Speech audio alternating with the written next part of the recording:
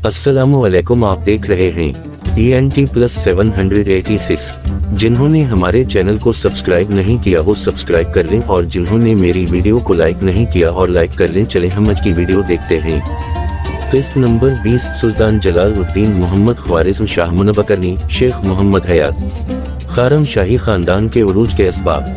इस खानदान के बानी अनुशतगीन और उसके बेटे कुतुबुद्दीन को कभी भूल कर भी ये ख्याल ना आया होगा कि सिर्फ चंद पुश्तों के बाद उनका एक जानशीन आलम इस्लाम का सबसे बड़ा फरमानरवा बन जाएगा और उसकी हदूद सुल्तानत दरियाए सिंध से लेकर दरियाए सिंध के इस बार तक फैल जाएंगी, और जिसकी हैबत व जबरूत का ये आलम होगा कि उसका नाम सुनकर खलीफा बगदाद भी लर्जा बरांदाम हो जाया करेगा। मुतसस पहला ख्वारिज़्म शाह है जिसके दिल में अव्वल आज़ादी का ख्याल पैदा हुआ और हर चंद इस अजीम मकसद के उसूल में उसे जानकाह मसाइब का सामना करना पड़ा, लेकिन उसने हरगिज़ बतैयब खातिर सुल्तान सिंजर की इताअत की हामी न भरी। सिंजर की वफात के बाद इस खानदान में न कोई दूसरा तुगरल पैदा हो सका न सलजर। लज़मन ख्वारिज़्म शाहियों की दिन आई जिनमें जोश था और हुक्मरानी का वलवला तलवार में काट थी तो बाजुओं में सकत। चुनांचे देखते ही देखते अगर एक खानदान जोश किरदार से बर्क रफ्तारी से तरक्की की मनाजिल तय करने लगा तो दूसरा कम कोई और सहल नगारी से उसी रफ्तार से जिल्लत और हस्ती की गहराइयों में गिरता चला गया। गौरी भाइयों की वफात के बाद उनकी सल्तनत भी उसी हादसे से दो चार थी। इन अजीम भाइयों के जानशीन हद दर्जा नाहल और बौदे थे। जोश वलवला और वसला नाफैद था। सल्तनत किसी की वरासत नहीं। बाजबरूत सलातीन के वली उर्दों में भी जब जोशे अमल और जज्बे की कमी हो जाए तो खुदा का ये अजीम इनाम ऐसे नाहिलों से मुंह मोड़ लेता है। यही हालत यहाँ पेश आई। चुनांचे ये खानदान भी खत्म हो गया और करबवाओ जवार के तमाम इलाके पर ख्वारिज़्म शाह काबिज हो गए। तीसरी हुकूमत तरकाने खता की थी। ये लोग मजहबा ईसाई थे, लेकिन एक वक्त ऐसा भी था कि आसपास की तमाम मुस्लिम हुकूमतें मसलजोतियों के उनकी बाज गुजार थीं और अवाम व खवास उनकी हैबत व शौकत से लर्जा बरांदाम रहते थे, और जिस हुक्मरान को उनकी हिमायत हासिल हो जाती कोई दूसरा इससे टक्कर लेने की जसारत न कर सकता था। तकश को सुल्तान शाह के खिलाफ इन्हीं के भरोसे पर फतह हासिल हुई थी। तकश जिंदगी भर खराज अदा करता रहा और जब फौत हुआ तो उसने सुल्तान मोहम्मद को वसीयत की कि तरकाने खता के साथ ताल्लुकात को हमेशा हमवार रखने की कोशिश करे और अदायगी खराज में कता तसाहल न करे। लेकिन अब उन लोगों की हुआ भी अखर चुकी थी और जो ख्वारिज़्म शाहियों का हल्का इक़्तिदार वसी होता जाता था उनकी हदूद सल्तनत और दायरा घटता जाता था। तान के सुल्तान मोहम्मद ने एक के बाद दीगरे उन पर चढ़ाई करके इस झगड़े को हमेशा के लिए ख़त्म कर दिया। इन तारीखी वाक़यात के मुताले से हम इस नतीजे पर पहुँचते हैं कि जिस रफ्तार से ये हमसाया सल्तनतें रोब ज़वाल हो रही थीं उसी निस्बत से ख्वारिज़्म शाही सल्तनत दुनिया के नक्शे पर उभर रही थी। गोया एक का उरूज दूसरों का ज़वाल था या दूसरों का ज़वाल अव्वल ज़िक्र का उरूज। वतलक अलायाम नदालहा बिन अलनास। एक दूसरी वजह जो इससे कमतर अहम नहीं ये थी कि कबचाकी तुर्कों की एक बहुत बड़ी तादाद सुल्तान तकश के हद से ख्वारिज़्म शाही फौज में भर्ती हो गई थी, जो बड़े बहादुर मन चले और वफादार थे। लड़ना मरना उनका मशगला था। ये सुल्तान तकश के बरादरान निस्बती थे क्योंकि सुल्तान ने इस कबीले के सरदार की एक बेटी से जिसका नाम तरकान खातून था शादी कर ली। मलका बड़ी मदबर हौसला मंद और बासर खातून थी।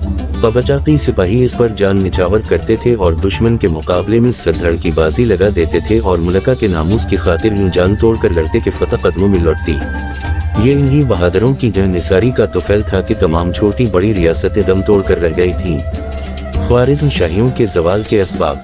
सुल्तान तकश की वफात के बाद जब एक के बाद दीगरे तीन सल्तनतें ख्वारिज़्म शाही कलमरू में शामिल कर ली गईं तो हदूद सल्तनत की बेपनाह वसअत ने कई इंतजामी मसाइल पैदा कर दिए।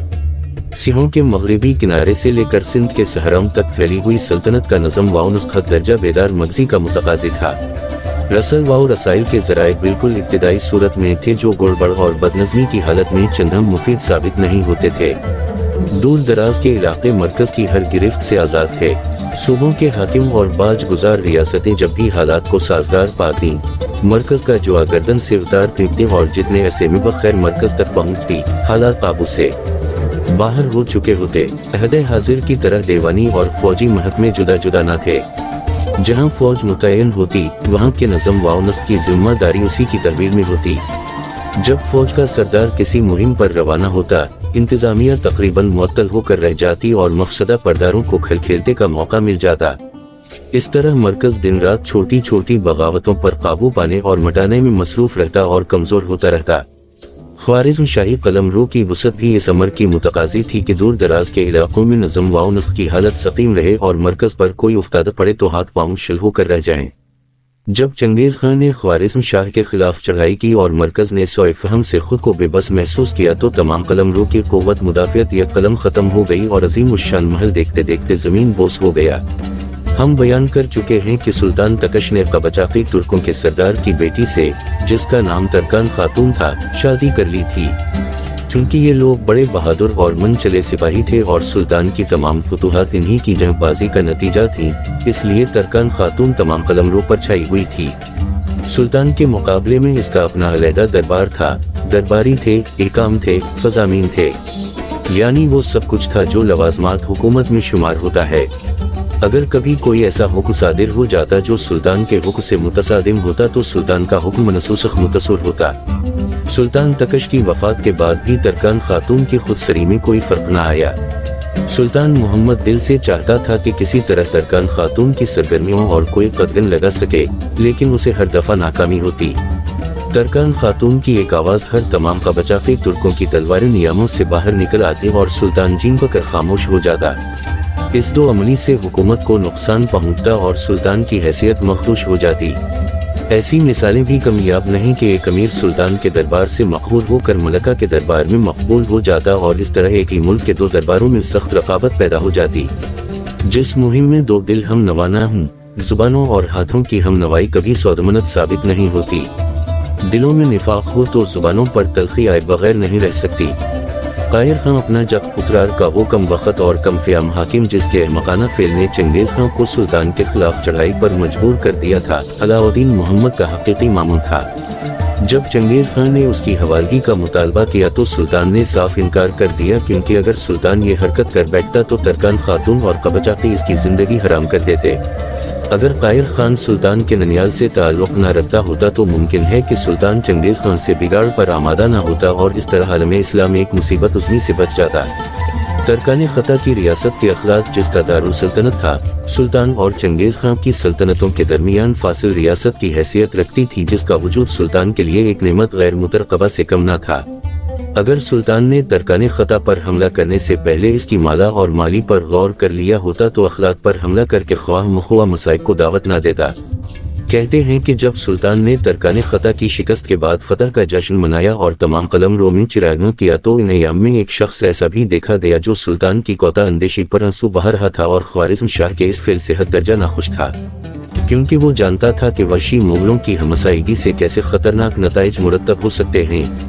चुनांचे ये चंद सालों के बाद ही लोगों ने देख लिया कि एक गोशा नशीन दरवेश की पेश कितनी दुरुस्त थी। जब से उस खानदान को उरूज हासिल होना शुरू हुआ था, बददी और दूसरों के हुकूक से इल्म मबादात उनकी रिवायत बन गई थी।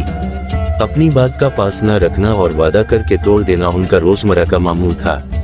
हौस इक़्तिदार का ये आलम था कि क़रबवाओ जवार की कोई हुकूमत उनसे मुतमईन न थी।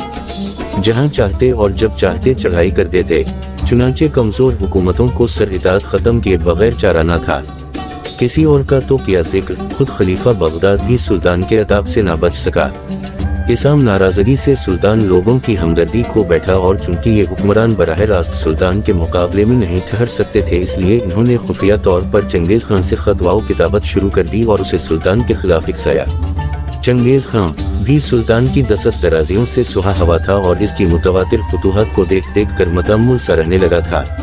लेकिन जब तमाम मुसलमान और खुद खलीफा बगदाद की तरफ से उसे मुतवातिर तरगीबात मौसूल होने लगी तो इस फिक्र में पड़ गया कि सुल्तान पर हमला आवर होने के लिए कोई अखलाकी जुवाज तो हो।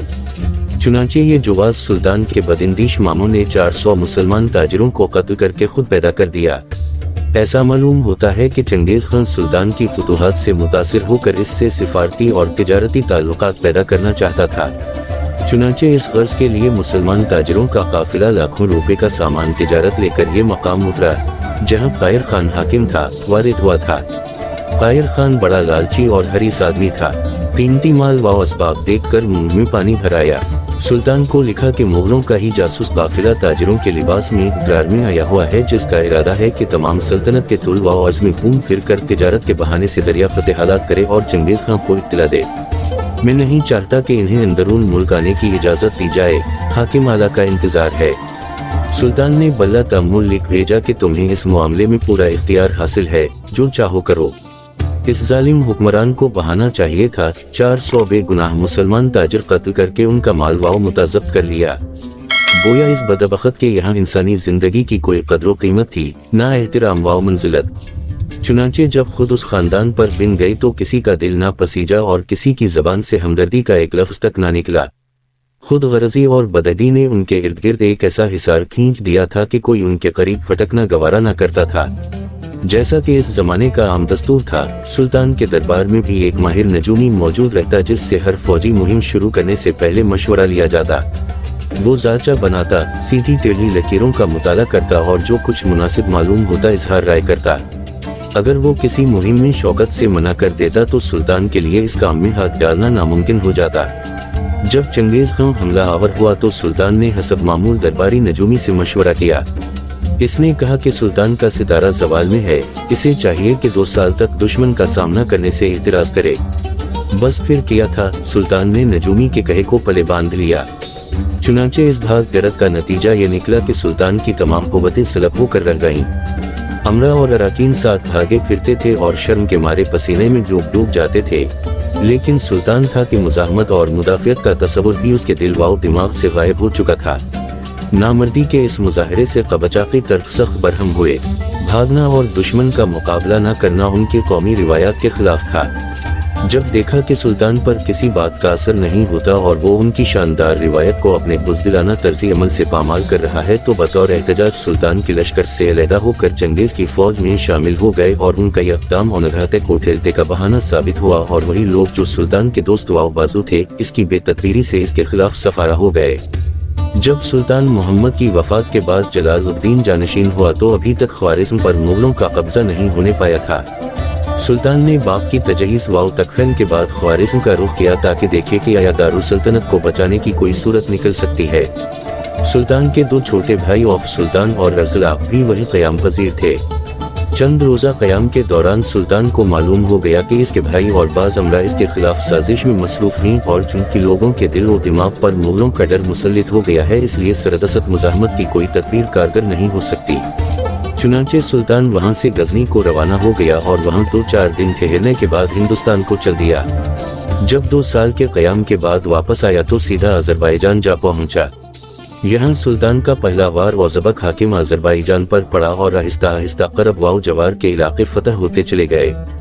گویا سلطان نے اپنے باپ کی بربادی سے کوئی سبق نہیں سیکھا تھا، اور جون ہی موقع ملا، بجائے اس کے کہ مغلوں کے خلاف سفرہ ہوتا، اپنوں پر ٹوٹ پڑا۔ نتیجہ وہی ڈھاکہ کے 3 پات جو حشر باپ کا ہوا تھا، بیٹے کا انجام اس بے بھی بدتر ہوا۔ حیف ہے کہ سلطان کی مومنانہ فراست اس کے کام نہ آ سکی۔ اپنی اور اپنی فیملی کا خیال رکھیے گا، پھر ملیں گے، اللہ حافظ۔